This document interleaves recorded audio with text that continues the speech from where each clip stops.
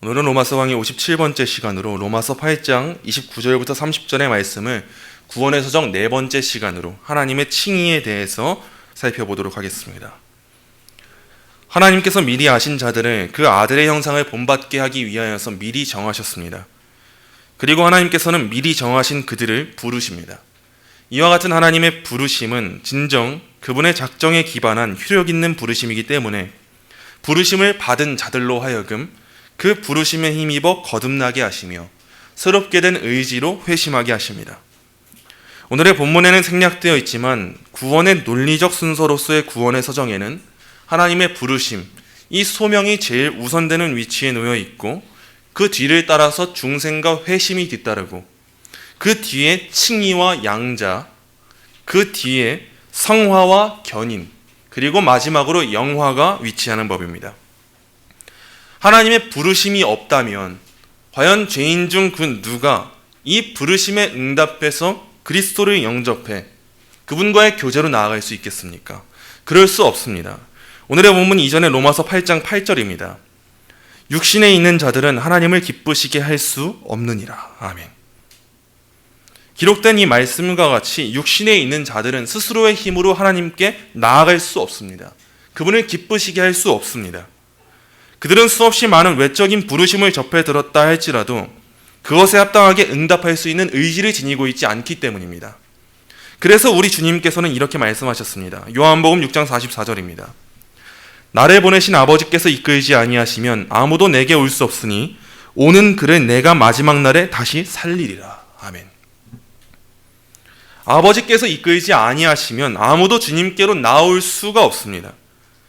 아무리 많은 외적인 부르심이 우리의 귀에 들린다 할지라도 아버지께서 우리를 이끌지 아니하시면 우리 중 그 누구도 그분께로 힘입어서 나올 수가 없다는 겁니다. 그러나 하나님 아버지께서 그를 이끄신다면, 아버지께서 성령 하나님을 통하여서 그를 효력 있게 부르신다면 그 사람은 그 부르심에 응하여 나올 수가 있게 됩니다. 왜냐하면 미리 아신 자들을 미리 정하신 구원으로 부르신 이 부르심은 진정 효력이 있는 하나님의 부르심이기 때문입니다. 웨스민스터 소유리문답 제31문입니다. 효력 있는 부르심은 무엇인가? 효력 있는 부르심은 하나님의 신이 하시는 일이니 우리의 죄와 비참을 깨닫게 하시고 또 우리의 마음을 밝혀 그리스도를 알게 하시고 우리의 의지를 새롭게 하시고 우리를 권하사 능히 복음 중에 값없이 주시는 예수 그리스도를 믿도록 하시는 것이다. 성령 하나님의 효력 있는 부르심은 이전에는 우리 스스로 깨달을 수 없었던 그 죄와 비참함을 깨닫게 하십니다. 그리고 우리의 마음을 밝혀 그리스도를 알게 하십니다. 우리는 이전에는 스스로 그리스도를 알 수 없었던 자들이나 그리스도에게 돌을 던져 마땅한 자들이나 그리스도를 알게 하십니다. 그리고 우리의 의지를 새롭게 하십니다. 그리고 예수 그리스도를 믿어 영접하게 하십니다. 성령 하나님의 내적 부르심, 이와 같은 효력 있는 부르심의 결과는 바로 중생이에요. 거듭남입니다. 효력 있는 부르심으로 말미암아 그분께서 미리 아시는 자들, 그 미리 정하신 자들은 그 부르심에 힘입어서 거듭나게 됩니다. 이 부르심이 임하기 이전의 인간의 상태는 죽은 상태입니다. 산 송장과도 같습니다. 우리의 육신이 살아있는 것 같고 우리가 무언가를 결정하는 것 같지만 하나님의 부르심이 임하기 이전의 인간의 상태는 다 죽은 상태입니다. 아무리 육신의 생명을 의지하면서 많은 쾌락을 추구할 수 있다고 할지라도 그가 스스로 하나님을 벗어난 상태고 하나님과의 교제에서 단절된 상태라면, 그 지음받은 목적에서 벗어난 상태라면, 그의 신분이 죄인이라면 그 사람은 살아있는 것 같으나 죽은 자에 불과합니다. 모두 죽은 상태입니다.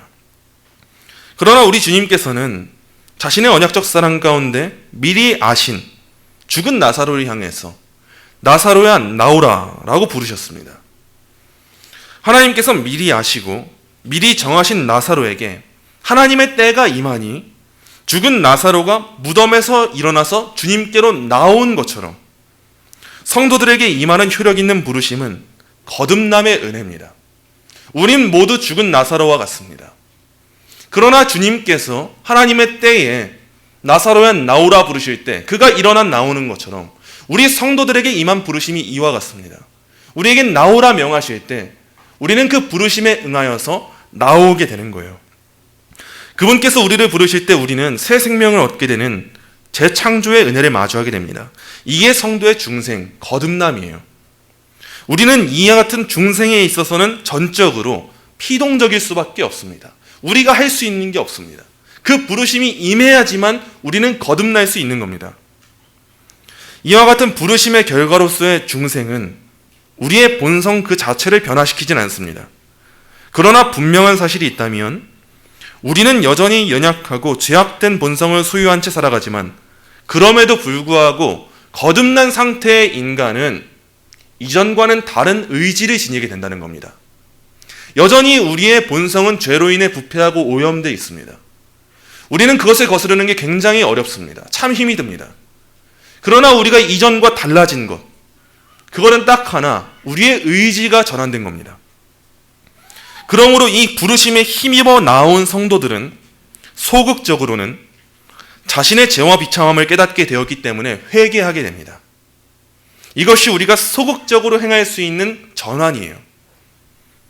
그리고 이와 같은 부르심에 힘입은 성도들은 이러한 소극적인 행위에서 멈추지 않습니다. 죄로부터 돌이키는 것, 여기서만 멈추지 않습니다. 이제는 적극적으로는 자신에게는 구원에 합당한 어떠한 공로도 존재하지 않는다는 것을 깨닫고 구원에 합당한 공로는 오직 그리스도께만 존재함을 고백하면서 그 그리스도를 구속자로 믿는 그 적극적인 신앙을 가지게 됩니다. 이게 바로 회심입니다. 우리가 진정 회개한다는 것은 죄로부터 돌이키는 것, 죄로부터 등 돌리는 것, 거기서 멈추는 일이 아닙니다. 많은 사람들이 우리가 회개한다고 할 때 주님 제가 이러이러한 죄를 지었습니다. 정말 잘못했습니다. 이제 그러지 않겠습니다. 제게 은혜를 베풀어 주세요. 여기서 멈추는 것으로만 알고 있지만 진정한 은혜 받은 자라면 그는 소극적으로는 죄로부터 돌이킵니다. 그리고 죄로부터 돌이켰다면 그 자리에 멈춰 서 있는 것이 아니라 이제는 적극적으로 그리스도를 향하여 나아가는 그 신앙을 가지게 되는 거예요. 죄로부터는 돌이키는 의지를 지니게 되었고 이제는 의지적으로 하나님께서 기뻐하시는 일을 하기 위하여서 나아가기까지 하는 것, 그것이 회심의 결과입니다. 거듭남에 있어서 우리는 전적으로 피동적이지만 그 거듭남의 결과로서의 이 회심은 성도가 마땅히 행해야 될 이 신앙은 우리의 능동적인 행위라는 겁니다. 구원은 전적인 하나님의 은혜입니다. 그러나 그 은혜는 우리의 믿음을 요구하십니다. 그리고 그 믿음을 우리에게 은혜 가운데 허락하십니다. 이것이 하나님께서 우리를 인격적으로 대하시는 가운데 우리를 구원하시는 방식이에요. 존 머레이는 이에 대해서 이렇게 말했습니다. 뭔가 이상한 조합처럼 들린다고 할 수도 있겠지만 하나님이 거듭나게 하시고 우리는 믿는다. 믿되 구원을 위해 그리스도만을 믿는다. 의아해하고 거부하기보다는 이 조합에 내포된 모든 것을 제대로 이해하려고 한다. 이것이 바로 하나님이 죄인을 구원하고 자신의 탁월한 지혜와 은혜를 나타내는 방식이기 때문이다. 죄인을 구원함에 있어서 하나님은 우리를 기계로 다루지 않는다. 인격으로 대하신다. 그렇기 때문에 구원은 그것이 미치는 범위 안에서 우리의 행위를 총체적으로 불러일으킨다. 우리는 은혜로 말미암아 믿음으로 구원을 받는다. 이것이 하나님이 죄인을 구원하시고 자신의 탁월한 지혜와 은혜를 나타내시는 방식이에요. 하나님께서는 전적인 은혜 가운데 우리의 행위를 불러일으키시는 분이십니다. 우리의 돌과 같은 굳은 마음을 제하시고 살과 같은 마음을 허락하사 그 새로운 의지를 허락하심 가운데 우리로 하여금 소극적으로는 죄로부터 돌이키게 하시고 적극적으로는 이제 그 신앙으로 그리스도를 믿어 나아가는 그 삶을 살아가게 하시는 것, 그것이 하나님의 은혜입니다. 그러므로 우리는 하나님의 전적인 은혜를 말함과 동시에 책임 있는 삶을 살아야 하는 겁니다. 하나님이 우리를 부르신 그 부르심은 우리를 그 책임 있는 삶으로 부르신 부르심이에요. 하나님의 은혜로 우리가 거듭나지만 그 거듭남은 우리로 하여금 아무것도 하지 않게 하는 그러한 거듭남이 아니라 우리로 하여금 이제는 새롭게 된 의지로 마땅히 그리스도를 믿어서 그리스도께로 나아가게 하시는 그 의지라는 겁니다. 이와 같은 하나님의 효력 있는 부르심은 그들을 거듭나며 회심하게 하시고 그들을 또한 의롭다 하시는 부르심입니다. 오늘 이 시간에는 미리 아시고 미리 정하신 자들을 의롭다 하시는 것이 무엇인지 이 칭의에 대하여서 살펴보도록 하겠습니다. 오늘의 본문 30절입니다. 오늘의 본문 30절 우리 함께 읽겠습니다. 또 미리 정하신 그들을 또한 부르시고 부르신 그들을 아멘. 사도가 서술하는 것처럼 하나님께서는 미리 정하신 그들을 또한 부르시고 부르신 그들을 또한 의롭다 하십니다. 우린 이미 로마서 강의 9번째 시간에 이 이신칭의에 대해서 살펴본 적이 있습니다. 그때 우리는 하나님의 주권과 인간의 책임에 대하여서 균형을 잃은 대표적인 예시로 로마 가톨릭의 칭의관을 살펴보았고 또 다른 하나로는 알미니우스주의자들의 칭의관을 살펴보았습니다.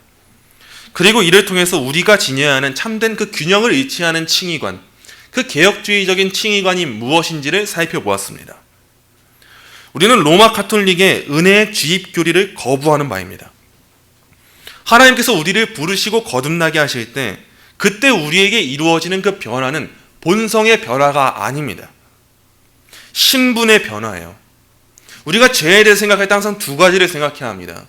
죄에는 죄책이 있고 오염이 있습니다. 죄책은 죄의 외부적인 거예요.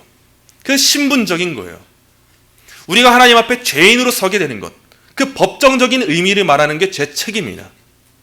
또 다른 하나는 우리의 내부적인 겁니다. 우리는 죄로 말미암아 오염된 존재예요. 우리를 거듭나게 하시는 그 은혜는 우리의 외적인 것, 그 죄에 대한 신분, 그 죄의 책임, 그것을 없애시는 그러한 하나님의 일하심입니다. 우리를 거듭나게 하시고 그리스도로 말미암아 의롭다 하시는 것은 그 죄의 책임을 우리로부터 제하시는 겁니다. 그러나 우리가 헷갈려서는 안 되는 것은 하나님께서 우리를 거듭나게 하신다는 것이 우리의 본성을 바꾸는 것은 아니라는 사실입니다. 비록 우리의 의지가 이전과는 달리 전환되었다 할지라도 우리의 본성은 이 땅을 살아가는 동안에 언제까지나 부패하고 오염되어 있습니다. 그래서 우리는 이전에 사도가 말했던 그 곤고한 삶을 우리의 삶 가운데 마주하게 되는 거예요. 우리 마음 안에 두 가지의 법이 있는 겁니다. 우리의 마음은 하나님의 법을 따르고 싶은데 우리의 육신은 육신의 법을 따르고자 하는 그 충돌을 경험하는 겁니다. 그런 점에 있어서 로마 가톨릭의 은혜의 주입 교리는 겉으로는 은혜의 구원을 말하는 것처럼 보이나 결국에는 인간의 공로를 주장하는 것과 다르지 않습니다. 그들은 하나님께서 인간에게 은혜를 주입하실 때 인간은 그 주입된 은혜로 인하여서 선한 일을 행할 수 있다고 말합니다. 스스로의 힘으로 믿음을 가질 수 있고 하나님께서 기뻐하시는 그 의를 이룰 수 있는 것처럼 말합니다. 그러나 우리는 이와 같은 은혜 주입 교리를 거부합니다. 우리의 본성은 바뀌지 않습니다. 여전히 우리의 본성은 악합니다. 부패하고 오염되어 있어요. 또한 우리는 알미니우스주의자들이 주장하는 바도 철저히 거부합니다. 알미니우스주의자들은 믿음이라는 것을 칭의의 수단이 아니라 근거이자 조건으로 이해합니다. 그들은 믿음을 타락했으나 여전히 일종의 선한 능력을 지니고 있는 인간 스스로의 의지적인 행위라고 주장합니다. 인간은 부분적으로 타락한 존재여서 여전히 스스로의 의지로 믿음을 지닐 수 있는 존재라고 말해요. 그래서 그들은 하나님께서는 인간의 그 믿음을 예견하사 그 인간의 공로를 근거로 예정하는 분이시다. 하나님은 그렇게 미리 아시고 그 미리 아시는 자들, 예견하신 자들, 스스로 믿음을 가질 자들을 아셔서 그들을 예정하신다. 이렇게 주장합니다. 그러나 도르트 신조가 규정한 것처럼 모든 인간은 부분적으로 타락한 존재가 아니고 전적으로 타락한 존재입니다. 인간에게 선한 것은 아주 조금도 발생할 수가 없습니다. 의인은 없나니 하나도 없습니다. 모두 다 치우쳐 무익하게 됩니다. 그들의 의지는 죄로 치우쳐 죄를 짓는 일 외에는 행할 수 있는 것이 없을 뿐이에요. 하나님의 의롭다 하시는 그 칭하시는 은혜는 결코 인간의 공로를 조건 삼지 않으시고 전적으로 그분의 기쁘신 뜻 가운데 주어집니다. 우리의 하나님은 은혜를 주입하사 인간 스스로 구원에 합당한 공로적인 행위를 하게 하시고 그 공로로 인해서 죄인을 의인으로 칭하시는 분이 아니십니다. 또한 인간은 결코 자신의 자질로 그 공로로 하나님 앞에 의롭다 칭함 받을 만한 선한 행위를 할 수 있는 존재가 아닙니다. 우리 인간 그렇게 아름답지 않습니다. 욥기를 보게 되면요, 수앗 사람 빌닷은 이렇게 말하는데, 우리 말씀 한번 찾아보겠습니다. 욥기 25장 4절부터 6절입니다. 욥기 25장 4절부터 6절 함께 읽겠습니다. 그런즉 하나님 앞에서 사람이 어찌 의롭다 하며 여자에게서 난 자가 어찌 깨끗하다 하랴. 보랴,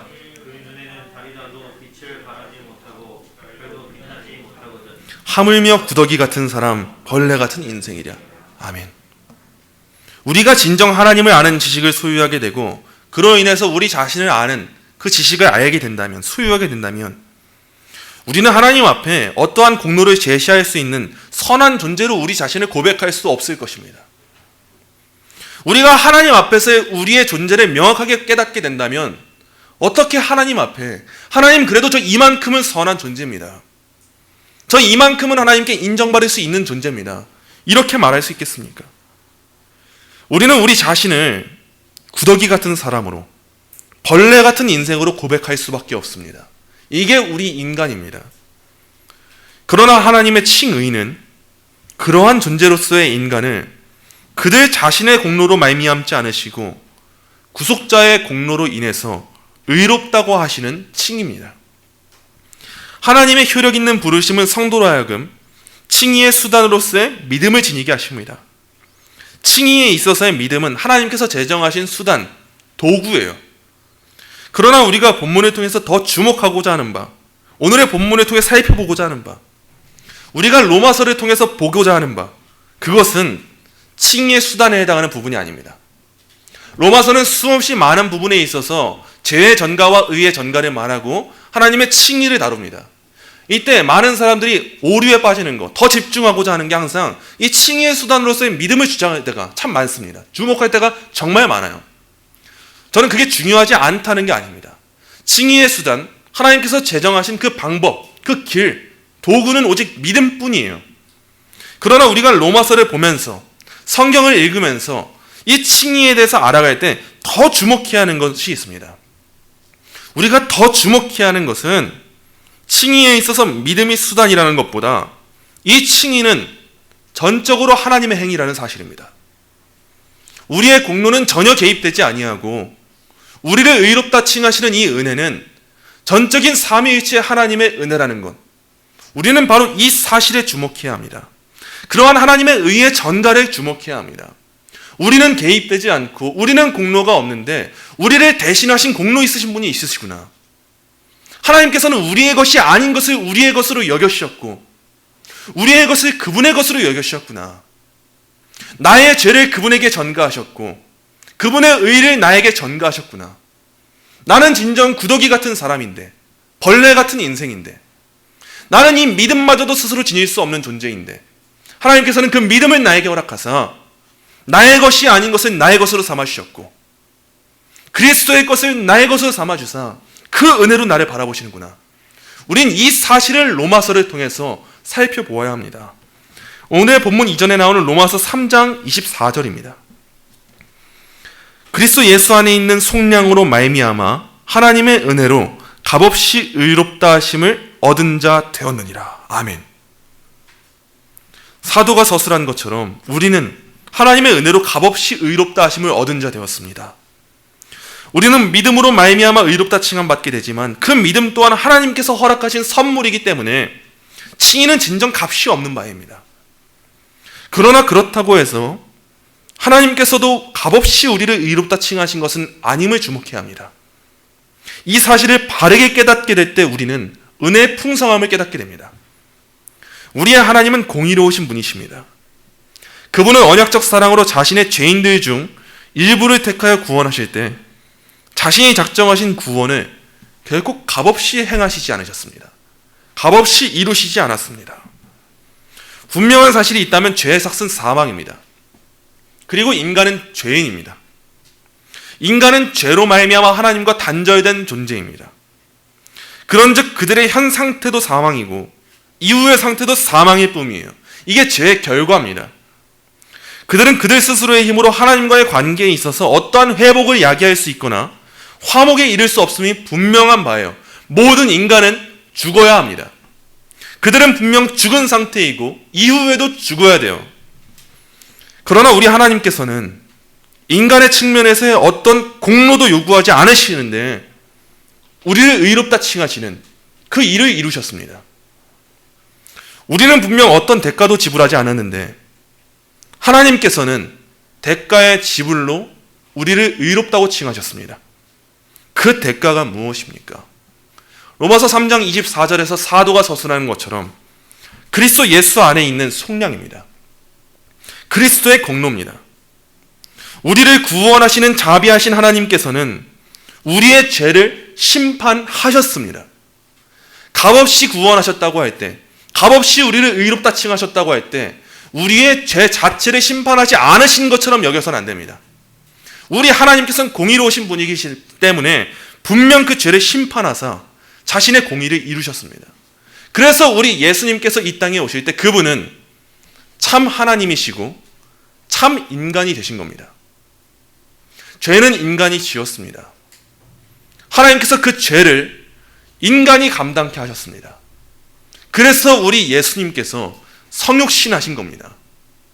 그러나 그 인간으로서는 마땅히 그 죄의 대가를 다 감당할 수 없고 영원한 효력으로 우리에게 은혜를 허락할 수 없기 때문에 그 구속자 되시는 예수님은 진정 참 하나님이신 분이어야만 합니다.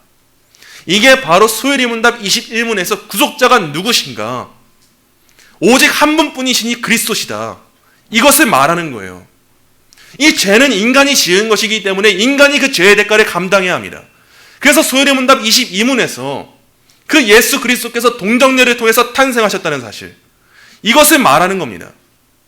죄인된 인간으로서는 그 죄를 감당할 수 없음이 분명한데 그렇다면 누가 감당할 수 있는가? 일반적인 방식으로 탄생하지 않으시고 성령으로 잉태하신 예수 그리스도만이 이 죄를 감당할 수 있으시다. 이것을 소요리 문답은 은혜 언약을 설명하면서 구속자 되신 예수 그리스도를 말해주는 겁니다. 우리를 구원하신 하나님께서는 분명 공의하십니다. 공의로우십니다. 우리는 값없이 의롭다 하심을 일컬음 받지만 하나님께서 행하신 일은 결코 값없지 않습니다. 하나님의 칭의는 그리스도의 순종과 만족의 공로를 우리의 것으로 여겨주시는 칭의입니다. 우리의 본성은 여전히 타락한 죄인이에요. 우린 여전히 악합니다. 부패합니다. 오염되어 있어요. 그런데 하나님께서는 죄인된 본성의 소유자들에게 예수님의 순종과 만족의 공로를 돌리심으로써, 즉 전가하심으로써 전혀 의롭지 않은 자들을 의롭다고 여겨주십니다. 우리는 의롭지 않으나 하나님께서 우리를 언약적 사랑으로 인도하시기에 그분은 선언하시는 거예요. 우리의 본성은 죄인인데 우리를 의롭다고 말입니다. 오늘의 본문 이전에 있었던 로마서 5장 17절부터 19절 보겠습니다. 로마서 5장 17절부터 19절입니다. 한 사람의 범죄로 말미암아 사망이 그 한 사람을 통하여 왕노릇하였은즉 더욱 은혜와 의의 선물을 넘치게 받는 자들은 한 분 예수 그리스도를 통하여 생명 안에서 왕노릇하리로다. 그런즉 한 범죄로 많은 사람이 정죄에 이른 것 같이 한 의로운 행위로 말미암아 많은 사람이 의롭다 하심을 받아 생명에 이르렀느니라. 한 사람이 순종하지 아니함으로 많은 사람이 죄인 된 것 같이 한 사람이 순종하심으로 많은 사람이 의인이 되리라. 아멘. 칭의는 진정 하나님의 칭의입니다. 우리가 은혜와 의의 선물을 넘치게 받은 것은 오직 한 분, 예수 그리스도를 통한 일이에요. 우리가 의롭다 하심을 받는 것은 그분의 의로운 행위로 말미암은 겁니다. 우리가 의인이 되는 것은 그분께서 순종하셨기 때문입니다. 진정 우리가 행한 일이 존재하지가 않아요. 우리는 의롭다 일컬음 받지만 그 의로움은 우리 자신의 의로움이 아니라 그리스도의 의로움이라는 사실, 우리는 이 사실을 명확하게 해야 합니다. 칼빈은 기독교 강요 3권 11장 3항에서 이렇게 말했습니다. 하나님이 그리스도의 중재로 우리를 의롭게 하시는 것은 우리 자신의 무죄 입증이 아니라 의의 전가로서 우리를 방면하시는 것이다. 그 결과 우리는 스스로 의롭지 않지만 그리스도 안에서 의로운 자들이라고 헤아려지게 된다. 하나님의 칭의는 우리의 무죄 입증이 아닙니다. 하나님의 법정에서 우리가 서게 될 때 우리는 우리가 무죄하기 때문에 의롭다 칭함받는 게 아니라는 거예요. 우리는 무죄하다고 하신 게 아닙니다. 우리는 분명 유죄합니다. 우리는 죄인이에요. 우리는 그 죄책이 있는 존재들입니다. 그러나 우리에게 임한 칭의는 우리의 무죄를 입증하는 칭의가 아니라 하나님께서 행하신 이 칭의는 칼빈의 표현처럼 의의 전가로서 그리스도의 것을 우리에게 덧입혀 주심으로써 우리의 것처럼 여겨심으로써 우리를 그 죄책으로부터 풀어주시는, 방면하시는 그러한 칭의입니다. 그들은 그들 자신의 의로움으로 하나님 앞에 선언되는 게 아니라 그리스도 때문에 선언되는 겁니다. 우리로 말미암아 우리가 하나님 앞에 의롭다 선언된다면 우리는 우리가 얻은 구원에 안전할 수 있겠습니까? 두렵지 않을 수 있겠습니까? 과연 우리 중 그 누가 떳떳하게 하나님 앞에 설 수 있을까요? 그럴 수 없습니다. 세상은 우리를 향해서 고발할 겁니다. 아니, 저 사람이 어찌 의롭단 말입니까? 그러나 우리를 향한 이 하나님의 선포가, 이 선언이 흔들리지 않는 이유는 그리스도 예수 안에서 그분의 공로로 말미암아서 이루어진 일이기 때문입니다. 오늘의 본문 이후에 로마서 8장 33절입니다. 누가 능히 하나님께서 택하신 자들의 고발하리요 의롭다 하신 이는 하나님이시니. 아멘. 우리를 그리스도의 공로로 말미암아 의롭다 하신 이는 하나님이십니다. 의로우신 하나님께서 행하신 일이 어찌 의롭지 않을 수 있겠습니까? 누가 능히 하나님께서 택하신 자들을 고발할 수가 있겠습니까? 하나님께서 택하셨고 하나님께서 그 택하심으로 미리 아셨고 하나님께서 그들의 인생을 자신의 뜻 가운데 미리 정하셨고 하나님께서 정하신 그들을 부르셨고 하나님께서 부르신 그들을 그리스도의 순종과 만족을 공로로 해서 의롭다 하셨다면 이 모든 일에 우리가 개입된 것이 하나도 없고 이 모든 일이 하나님이 하신 일이라면 누가 이와 같은 칭의를, 이와 같은 구원을 고발할 수 있겠습니까? 하나님께서 언약적인 사랑으로 미리 하신 자들은 그리스도의 흠없고 완전한 의로 옷 입어서 의로운 자로 여김받습니다. 은혜 속에 거하도록 받아들이시는 그 크신 죄사함과 의의 전가의 은혜를 누리게 됩니다. 우리가 그리스도와 연합될 때, 우리가 그리스도를 믿게 될 때, 그 부르심에 힘입어 그리스도께 나아가게 될 때 하나님께서는 우리의 죄를 그리스도의 것으로 여기시고 그리스도의 의를 우리의 것으로 여겨주십니다. 그리스도에게 담당시키신 죄는, 우리의 죄책은 그리스도의 십자가 사역에서 단번에 사함받았습니다. 또한 우리는 죄 사함에서 멈춘 것이 아닙니다. 쉽게 생각해 보세요. 벌금 잘 내면 선량한 시민입니까? 우리가 운전을 하다가 과속한 그 벌금을 냈을 때 그 벌금 잘 냈다고 운전 참 잘하는 사람입니까? 법 잘 지키는 사람입니까? 그렇지 않아요. 예수님께서 우리의 죄를 사하신 것, 거기서만 머물지 않습니다. 우리가 예수님을 믿게 될 때 우리의 죄책은 사해졌을지라도 우리는 여전히 우리의 힘으로 하나님의 율법에, 하나님의 규례에, 하나님의 의에 합당한 그러한 순종을 행할 수 없는 자들이나 하나님께서 우리에게 공로로 인정해 주시는 그 순종은 우리의 순종이 아니라 그리스도의 순종입니다. 그러한 그리스도의 의가 우리에게 전가되어 하나님은 우리를 의롭다고 칭해 주시는 거예요. 이 모든 일이 하나님께서 부르신 자들, 하나님께서 언약적 사랑으로 미리 아신 자들, 미리 정하신 자들, 그들에게만 임하는 은혜입니다. 웨스민스터 신앙고백서 11장 1항은 칭의에 대해서 이렇게 고백합니다. 하나님이 효과적으로 부르신 자들을 또한 값없이 의롭다고 칭해 주신다. 이 칭의는 의를 그들에게 주입함으로써가 아니라 그들의 죄를 용서해 주시고 그들의 인격을 의로운 것으로 간주하고 용납해 주심으로써 이루어진다. 또한 그들 안에서 이루어진 또는 그들에 의해서 행해진 어떤 것 때문이 아니라 오직 그리스도 때문이다. 믿음 자체, 믿는 행위 혹은 어떤 다른 복음적인 순종을 의로서 그들에게 돌림으로써가 아니라 그리스도의 순종과 만족을 그들에게 돌림으로써 의롭다함을 받는다. 그들은 믿음으로 그리스도와 그의 의를 받아들이고 그리스도와 그의 의에 의존한다. 그 믿음은 그들 자신들에게서 나온 것이 아니고 그것은 하나님의 선물이다. 하나님이 효과적으로 부르신 자들을 값없이 의롭다고 칭해 주십니다.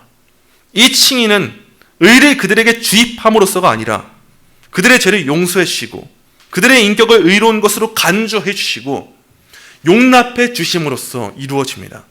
오직 그리스도 때문입니다. 말씀을 맺습니다. 사랑하는 성도 여러분, 우리는 하나님의 칭의를 살펴봄으로써 칭의는 결코 우리의 행위로 말미암지 않는다는 사실과 그리스도의 공로가 우리에게 돌려진다는 사실, 즉 전가된다는 사실을 살펴보았습니다. 이와 같은 은혜의 교리는 언제나 동일한 방식의 공격을 받아왔습니다. 교회 내에서나 교회 밖에서나 동일합니다. 은혜의 교리를 위협하고 공격하는 이들은 은혜를 알지 못하는 이들입니다. 그들은 언제나 우리가 이와 같은 은혜의 교리를 믿고 따를 때 성도에게 방종의 삶이 약이 될 수밖에 없다고 비방합니다. 그러나 이와 같은 비방자들에 대해서 존 머레이는 다소 길지만 이렇게 말했습니다. 이 교리 때문에 사람들이 방종하며 산다는 해묵은 비판이 있다. 그러나 복음의 능력을 맛보지 못한 사람들이나 이런 주장을 할 수 있다. 믿음으로만 의롭게 되지만 의롭게 하는 이 믿음은 결코 외톨이가 아니다. 구속하는 은혜의 복음에는 칭의만 있는 것이 아니다. 그리스도는 완전한 구주시며 그분을 믿는 죄인이 그 안에서 누리는 것은 칭의만이 아니다. 구원을 얻기 위해 자신을 그리스도께 맡긴 사람의 마음에는 오직 믿음의 반응만 있는 것이 아니다. 만일 그런 사람이 있다면 그런 사람만큼 은혜의 나라에 어울리지 않는 기괴한 사람도 없을 것이다. 믿음은 사랑으로 역사한다. 행함이 없는 믿음은 죽은 믿음이다. 의롭다 하는 믿음은 살아있는 믿음이다. 살아있는 믿음은 죽음의 공로와 부활의 능력을 가지신 그리스도와 하나 되게 한다. 죄의 권세에서 벗어나기 위해 자신을 그리스도께 맡기지 않은 사람은 죄책에서 벗어나기 위해 그리스도께 자신을 맡긴 것이 아니다. 우리는 진정 믿음으로만 의롭다 칭함받지만 이 믿음은 진정 외톨이가 아닙니다. 하나님의 구속하시는 은혜의 복음에는 칭의만 있는 것이 아닙니다. 미리 아신 자들을 최종적인 선으로 미리 정하신 그분의 기쁘신 뜻이 있습니다. 하나님께서 부르셨다면 그들은 의롭다 칭함받게 되고 최종적인 영화의 상태까지 이르게 됩니다. 로마서 본문에는 그 중간 과정에 대해서 상세하게 기록되어 있지는 않지만 성경은 효력 있는 이 부르심을 받은 자들의 삶, 그리스도와 연합한 자들의 삶, 의의 전가로 의롭다 칭함받게 된 자들의 삶을 서술할 때 그들이 진정 행위로 구원받은 것은 아니지만 그들의 삶에 행위가 나타나지 않는다고 서술한 적이 없습니다. 성경은 명확하게 은혜로 구원받은 자들의 삶에 마땅한 행위가 나타난다는 것, 이것을 말씀해 주고 있습니다. 사도는 로마서 앞선 6장에서 만일 우리가 그의 죽으심과 같은 모양으로 연합한 자가 되었으면 또한 그의 부활과 같은 모양으로 연합한 자도 되리라 라고 서술했습니다. 우리가 진정 그리스도의 죽으심과 연합해서 죄사함의 은혜를 받은 자들이라면 그리스도의 죽으심과만 연합한 자들이 아니라 그리스도의 부활하심과도 연합한 자 되어서 그 생명을 누리는 자들이 되었다는 것, 마땅히 그 새 생명 가운데 행하는 자들이 되었다는 것, 이것을 이전에 사도는 서술했습니다. 우리에게 임한 부르심이 진정 은혜의 부르심이고 효력 있는 부르심이라면 우리는 은혜 말하면서 방종하는 그 삶을 살아갈 수가 없습니다. 값없이 이루어진 칭이지만 우리의 삶에 아무런 변화가 나타나지 않는다면 그 은혜가 진정 참된 은혜인지 돌아볼 필요가 있는 거예요. 진정 우리에게 임한 부르심이 참된 부르심이고 효력 있는 부르심이라면, 우리에게 임한 칭의가 참된 칭의이고 죄사함과 의를 전가하시는 그 하나님의 칭의라면 우리는 분명 그의 죽으심과 함께 연합한 자가 된 것 같이 그의 부활하심과 같이 연합한 그러한 삶을 살아가게 될 것입니다. 그래서 칼빈은 그의 거룩함에 동참하는 자가 되지 않고서는 당신은 그를 소유할 수 없다. 왜냐하면 그는 여러 부분으로 나눌 수 없으시기 때문이다 라고 말했습니다. 우리 주님은 그렇게 나눠주시는 분이 아니십니다. 진정 죽으시고 다시 사셨어요. 우리가 그 주님과 연합해서 죄 사함의 은혜를 누리고 의의 전가의 은혜를 누리는 자들이라면 우리에게 행위가 나타나지 않을 수가 없는 법입니다. 우리 하나님의 은혜의 구원은 부르신 그들을 또한 의롭다 하시고 의롭다 하신 그들을 또한 영화롭게 하시는 구원입니다. 우리가 그리스도께 연합한 자가 되었고 그분 안에 거하는 자가 되었다면, 그분께 접붙임 받은 자가 되었다면 우리는 값없이 주어진 칭의로 말미암아 나태한 삶을 살아갈 수 없을 겁니다. 데살로니가전서 4장 7절의 말씀과 같이 하나님이 우리를 부르심은 부정하게 하심이 아니요 거룩하게 하심이기 때문입니다. 이 일을 우리가 이루는 것이 아니요 삼위일체 하나님께서 이루십니다. 아버지께서 계획하셨고 아들께서 성취하셨으며 성령께서 적용하고 완성하십니다. 우리는 신앙생활 가운데 자신의 지나온 인생을 회상하며 그때는 알 수 없었는데 이제는 알게 되었습니다. 이제는 은혜로 고백하게 되었습니다. 이제는 감사하게 되었습니다. 이제는 그 일을 하나님의 일하심으로 고백하게 되었습니다. 라고 고백할 때가 종종 있습니다. 마치 욥의 고백과도 같지 않습니까? 그때는 알지 못했는데 겪고 나니 그 이후에야 알게 되는 일들이 우리에게 찾아옵니다. 우리는 언제나 다 이해할 수 없고 다 알 수 없습니다.